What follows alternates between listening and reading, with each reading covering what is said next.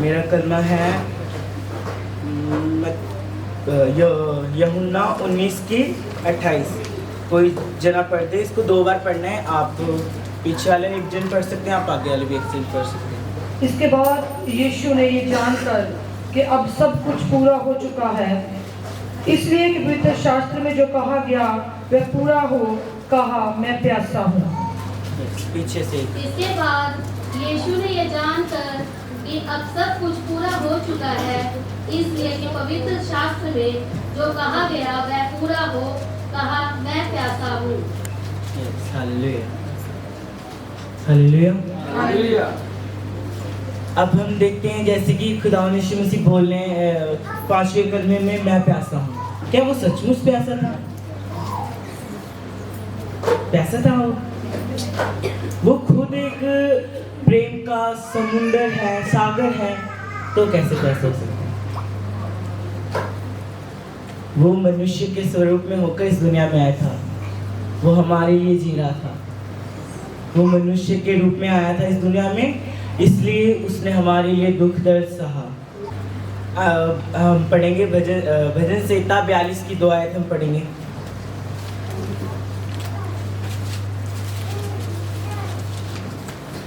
खुदा यीशु मसीह की क्या प्यास थी। हम भजन संहिता 42 की 2 आयत पढ़ेंगे। जीते ईश्वर हाँ परमेश्वर का मैं प्यासा हूँ, मैं कब जाकर परमेश्वर को अपना मुँह दिखाऊंगा। यहाँ पर हमें क्या देखने को मिला है? खुदा यीशु मसीह किसके प्यासे हैं? यस। और किस लिए प्यासे हैं? कि हम जो खुदा यीशु मसीह का यहाँ पे पृथ्वी पर काम था, वो सब बातें अब हो चुकी थी, पूरी हो चुकी थी यहाँ इस पृथ्वी पर। तब अब उसका जब पूरा काम हो चुका है, उसके बाद उसने कहा कि अब जो अब लिखा है आयत में, पढ़े दोबारा से। जीते ईश्वर हाँ परमेश्वर का मैं प्यासा हूँ। जीवते ईश्वर हाँ परमेश्वर का मैं प्यासा हूँ, मैं कब जाकर परमेश्वर को अपना मुंह दिखाऊंगा। हाँ, यस, मैं कब जाकर परमेश्वर को अपना मुंह दिखाऊंगा। उसका काम हो चुका था। तो अगर हमें कोई काम देता है तो हम अपना काम करके उसके पास जाते हैं कि मेरा काम हो चुका है, या कोई मम्मी देते हैं, टीचर्स देते हैं, तो हम जाते हैं ना कि मेरा काम हो चुका है, अब देख लो। हम देखते हैं ना, जब वो परमेश्वर का काम करने इस धरती पर आया, उसने पापियों को आई थिंक उद्धार दिलाना था, इसलिए वो आया था इस दुनिया में, और हमें प्रेम सिखाने आया था। और अब हम पढ़ेंगे भजन संहिता 119 की 131 आयत। मैं मुंह खोलकर नाचने लगा, क्योंकि मैं तेरी आज्ञाओं का प्यासा था। मैं मुंह खोलकर हाफने लगा, क्योंकि मैं तेरी आज्ञाओं का प्यासा था। Yes, hallelujah.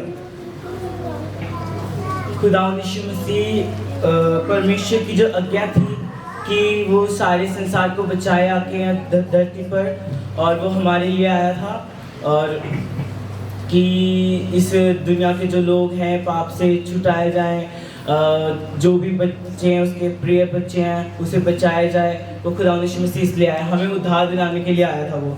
और हम जब देखते हैं कि सच में खुदा यीशु मसीह की हर एक बातों को यहाँ कर, हर एक जो उसकी आज्ञा थी, उस खुदा यीशु मसीह ने हर एक बातें मानी। जैसे कि बपतिस्मा उसने लिया, उसने ना किसी से निंदा करी, उसने हर एक जन के साथ एक जैसा ही रखा बिहेव, हर एक जन के साथ अपना एक जैसा ही प्यार रखा। और खुदा यीशु मसीह सच में इसी प्रकार अपने कामों को करते रहते थे।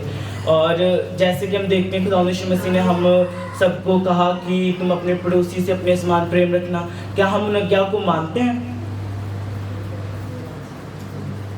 वो आज्ञाएं खुदा यीशु मसीह ने भी, बल्कि एक तरह से खुदा यीशु मसीह अपनी हर एक जो परमेश्वर की आज्ञाएं थी वो मानता रहा। अब जब खुदा यीशु मसीह जा चुके हैं, जब वो स्वर्गलोक को गए, उसके बाद हमें जो आज्ञा मिली वो क्या क्या है? पहली आज्ञा क्या है हमारी? हाँ, और सबसे बड़ी आज्ञा जो खुदा यीशु मसीह ने हमें दी है वो कौन सी है? यस, ये है।